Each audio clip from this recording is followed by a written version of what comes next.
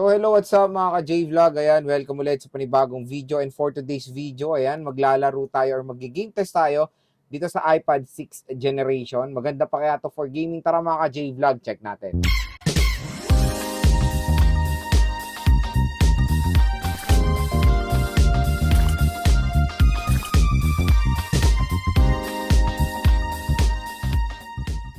So si iPad 10 Gen ay powered ng Apple A10 Fusion chip na ang 120GB of internal storage yung gagamitin natin. So ang gigame test natin is ML, COD, Honor of Kings, Genshin Impact at Firelight 84. So first sa lalaruin natin is ML at ito ang ating settings. HD mode naka-on, refresh rate high, graphics ultra naka-on ng outline at shadow at syempre naka-full download ng resources dito.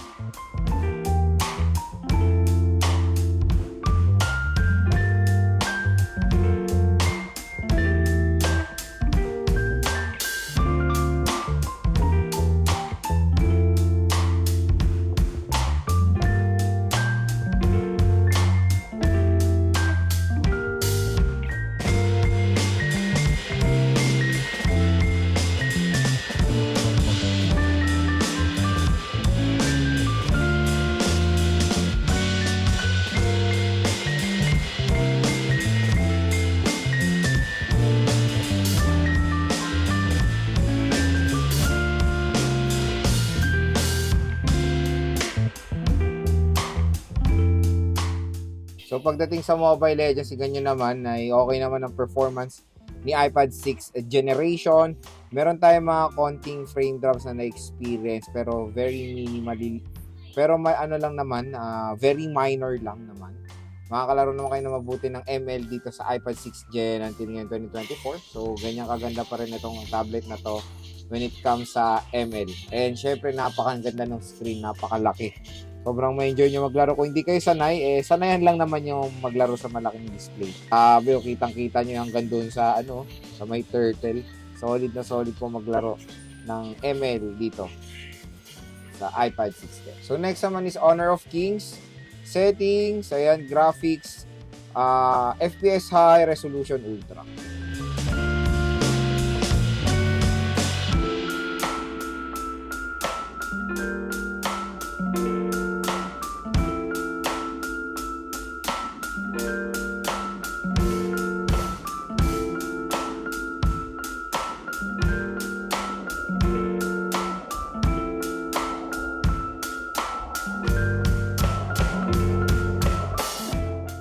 So pagdating sa Honor of Kings, nakakalaro naman tayo, pero meron tayong mga frame drops from time to time, pero hindi naman mga malala, very minor lang din.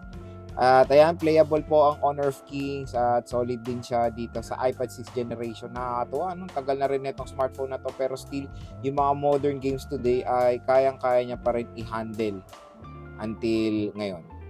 So next is Firelight 84. So graphics natin, set natin sa mataas muna HDR. So graphics HDR. So kailangan natin mag-login ulit. And frame rate high.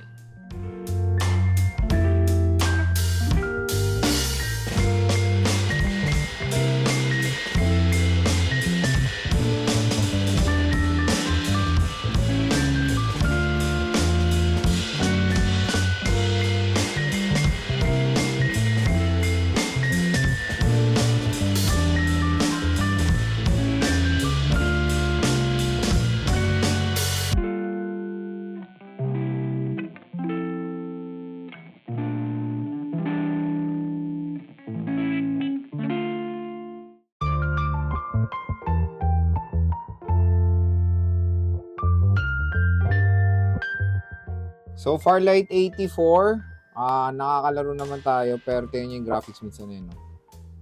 Sinet natin sa mataas sa settings pero hindi siya ganoon ka-detail. I think hindi siguro kaya ng iPad 6th Gen. Pero playable naman siya so far dito.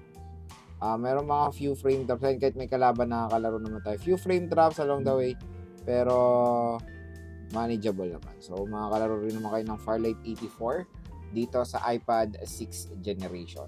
Expectation lang, may frame drops po from time to time. So next is COD. Set natin yung graphics sa high. So, ito lang yung pinakamataas both Battle Royale and multiplayer.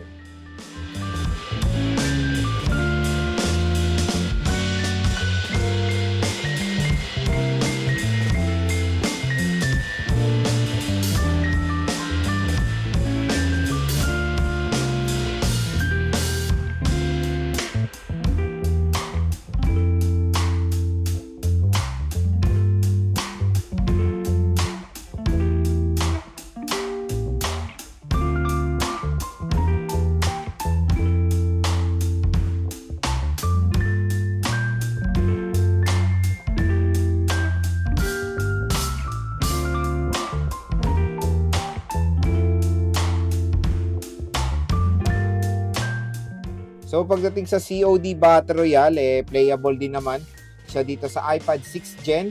Ang maganda is available naman siya sa mataas sa settings pero hindi siya very high. Pero playable naman mga J-Vlog. Slight frame drops na na-experience ayan, meron. Pero manageable naman. After nun, gumaganda pa rin naman yung performance ng movement and all. Okay rin naman. And very detailed din naman ng graphics. So, COD Battle Royale, may enjoy nyo rin naman dito sa iPad 6th Generation.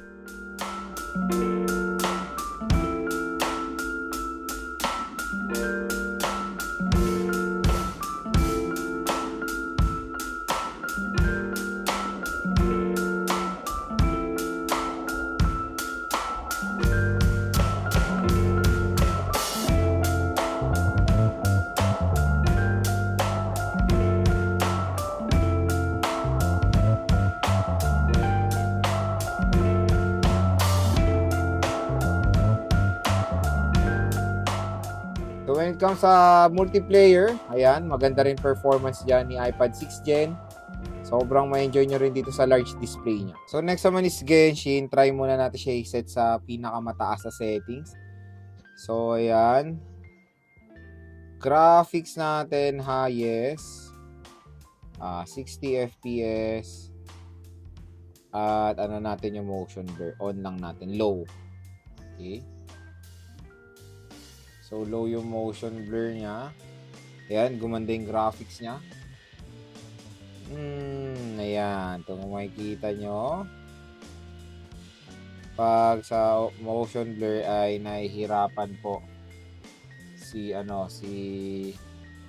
iPad 6th Gen. Ayan, Ngayon, try natin ni medyo mo okay naman na. Ayan. Pero may mga frame drops pa rin talaga. Hindi kayo makakalaro na mabuti. So, try natin i-off yung yung motion blur. Ayan, off natin yung motion blur. Pag in-off natin yung motion blur, medyo okay yung movement niya. Ayan. So, mas okay siya pag naka-off yung motion blur. Pero may mga few frame drops pa rin from time to time dito sa Genshin Impact. High settings, nakakaya niya naman mga J-Vlog. Makakalaro naman kayo. Pero may mga frame drops. Ayan. Kaya kung gusto nyo i-set talaga sa low, try natin i-set sa pinakamababa. Tingnan natin. Lowest, ayan, lowest 30 FPS at naka-off yung motion blur dyan.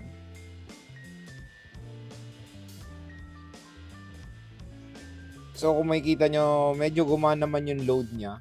Pero kahit sa lowest, meron pa rin tayong mga frame drops, ayan, from time to time. Asahan nyo na yan na medyo nahihirapan na talaga 6th Gen sa Genshin Impact, lalo na yung chipset nito is outdated na the Apple A10 Fusion chip. Pero kahit na medyo outdated, tignan nyo naman ay kahit papaano na-handle niya naman. So, yon, playable siya, meaning hindi kasi siya nagpo-force close. Yun yung isang tinitingnan natin.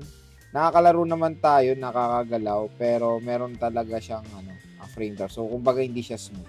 So, pagdating sa iPad 6th Generation is, kung makikita nyo naman, playable naman po lahat ng mga tinest natin games, including ML, COD, Honor of Kings, Genshin, and Farlight 84. Lahat naman po sila dito ay playable. Sa Genshin, ang the best talaga nating ma-advise sa inyo na settings is low settings na lang. Dahil ano na lang, syempre, medyo nahihirapan na rin ng Apple A10 Fusion chip diyan. Pero nakakatuwa naman is na-handle niya rin naman kahit papaano.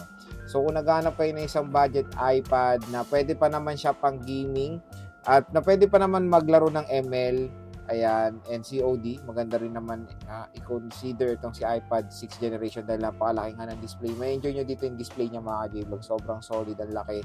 And syempre, napaka-affordable na lang nito sa Green Hill. So, yun. Kung interested kayong bumili ng iPad 6th generation, dun tayo sa ni-recommend nating shop. Yung links ng kanilang mga Facebook pages sa description box. I-check nyo na lang mga ka-J-Vlog. At ayun, sabihin nyo lang napanood nyo dito sa vlog, automatic 500 pesos cash discount. So, yun nga, last update na tong iOS 17 nitong iPad 6th generation. Pero for sure, asahan nyo na matagal pa rin ako magiging relevant sa market. And alam ko naman, karamihan ng maglalaro ng iPad is ML. Kung ML ang pag-uusapan and even COD, okay rin naman po siya. Kayang-kaya niya kung makikita nyo naman sa ating latest.